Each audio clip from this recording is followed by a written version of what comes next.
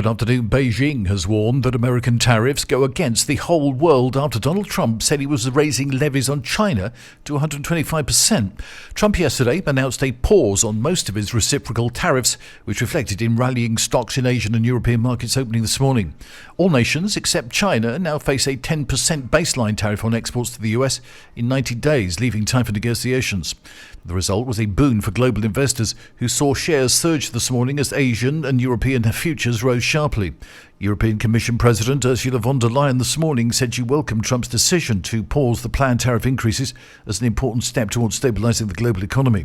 Prime Minister Pedro Sanchez said the decision by the US President to pause the enforcement of his broad tariffs plan paved the way for possible talks, though he remained cautious about the details.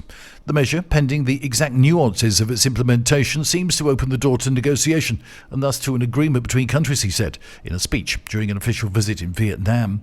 Meanwhile, the governor of the Bank of Spain, José Luis Escrivá, announced yesterday that the institution will revise its economic forecast downwards due to the possible tariffs.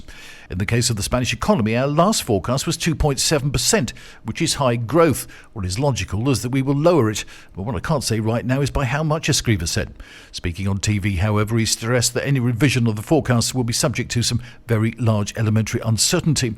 The governor gave assurances that the bank is closely and directly monitoring the situation, which is described as extraordinarily complex from an economic and geopolitical point of view.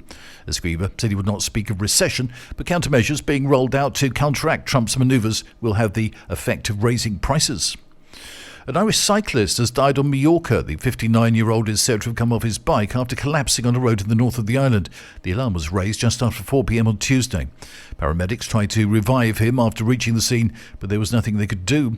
The Guardia Civil has launched an investigation, and an autopsy to determine cause of death is expected to take place later today. It was not immediately clear this morning whether the dead man was on holiday on Mallorca or lived there.